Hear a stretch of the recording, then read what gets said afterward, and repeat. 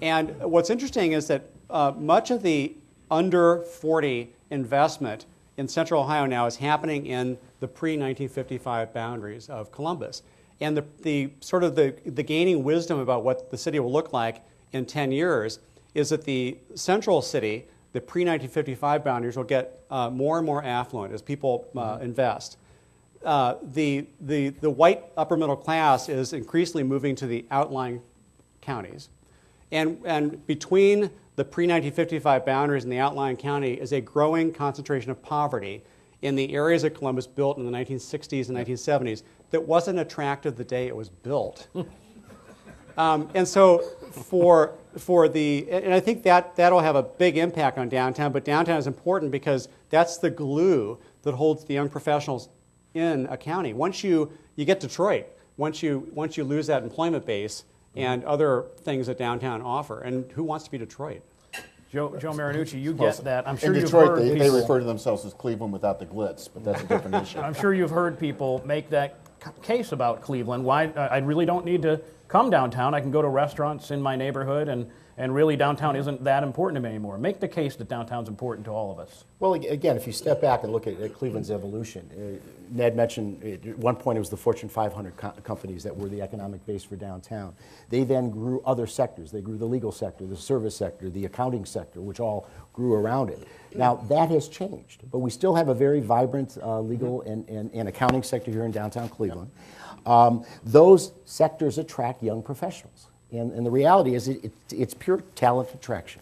And from our perspective, that really needs to be the nexus that we concentrate on. Yes, we're going to get the empty nesters. Yes, when we get diversified housing options, we will get some of those. Yes, we need different things. We need the Avenue District in addition to the vibrancy in the club and restaurant life of the Warehouse District. But if you think back, I mean, go back to the 60s. Where was the arena in the 60s in Cleveland? It was at 36th and Euclid. Where did it move to? It moved to Richfield. We've brought that back. So I would not underestimate the entertainment value and the diversity it brings. And I would also not underestimate the culinary attributes of downtown Cleveland. I mean, we now are a very rich culinary center, and people want those types of experiences. So again, I think it's talent attraction, and I think it's the vibrancy that we can create in downtown in a way that, to be perfectly frank, you can't create in Crocker Park or Legacy Village or Easton or other suburban locations that exist in the state. You know, if you look at where smart, highly educated people are moving, they're leaving places that don't pay attention to urban order, and they're going to places that pay attention to urban order. We've never had such a concentration of educated, affluent people in the East Coast between Portland, Maine, and Richmond, Virginia, Chicago, and the West Coast than we have now. We have emptied out the central part of our country with educated people. They are self-selecting to go to the places that care about their cities, that care about their public transit, that care about their downtowns. And as a state, Ohio can only hope to compete with places like Chicago if it takes care of its cities. Cleveland is a beautiful, rich, architecturally rich city with great natural resources. But, you know, and Columbus has great resources in Cincinnati. We don't respect those resources. And so, of course, smart people are going to leave the state. Ohio is an embarrassment. I mean, we don't have a decent public transit policy here. We have no intercity train service here. The things that smart people want, they can't get here. And so we have to save our cities. In fact, not only is it not good public transit policy, but there's also policy coming from the state that's creating larger and larger highways that are taking people away from that central urban core. What about the idea of what you people as downtown advocates have to do to get the state to help you out a little bit? Is the state of Ohio just bad for urban centers, or what is it that you can do to fight against that, Ned? Ann Hill just went to the edge of her chair. She can't wait to see what we say.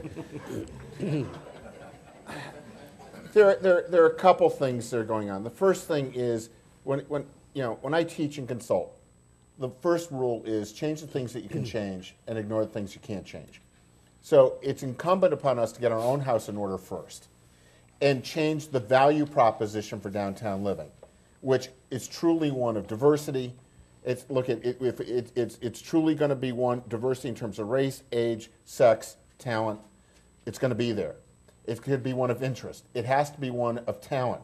The thing that's really important, what's the importance for the outlying neighborhoods of Cleveland for a vibrant downtown. This is where the largest pool of semi-skilled and unskilled jobs are.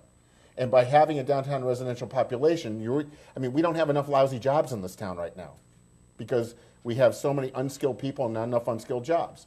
Now, so we have to get our own house in order first. The other thing we really have to do, and the state is going to be and continues to be a help, is downtown residential needs a connection to amenities, which means green space, water, lakes, and look, I'm a fat guy, but the fact is muscle-powered sports is a huge part of downtown living. It's walking, it's biking, and getting there. So that has to be intentional. The other thing we need is to fully commit to a notion of the new City Beautiful. The old City Beautiful gave us this group plan that added value for now going on to 110 years.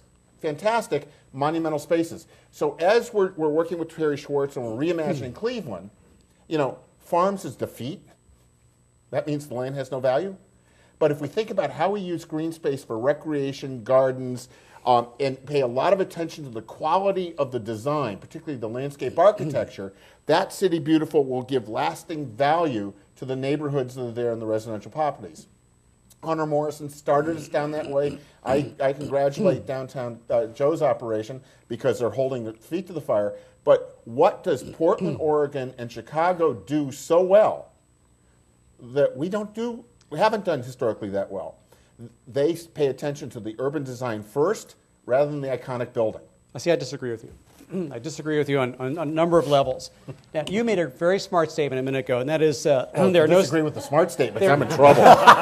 The dumb statement's going to be real problems. There are no silver bullets for downtown. That's I absolutely right. completely agree with you. And what separates a Portland from the rest of the country is that rather than trying to impose and engineer solutions for the downtown, they found a way to allow the private real estate market to do the work for them. And by choosing their investments carefully, light rail instead of highways in the fringe, regional growth boundaries, what they did is they allowed the private marketplace to solve those problems. I think if we eliminated all subsidies for urban development right now, downtowns would do just fine. There was recently we looked at where the tax abatements in Franklin County are. 80%, more than 80%, were on the outer belt. So, an incentive that was intended to benefit the urban core has been completely perverted. And I'll bet, if you looked at tax abatements in Cuyahoga County, almost all of them are on your outer belt right now. And so the area where it's cheapest and easiest to develop is also getting the incentives. If, as a state, we stop feeding sprawl, do you know how much a water and sewer system costs? It's $250 million a pop. Interchanges now in Columbus are like $150 million a pop. We keep feeding. We not only enable sprawl to happen, but we actually subsidize sprawl. Eliminate the subsidies, let the private market do its job. Cleveland, Columbus, and Cincinnati would bounce back within 10 years. Well, Clive, there's one thing that Portland did, and they really did allow the private market to work, and it's interesting.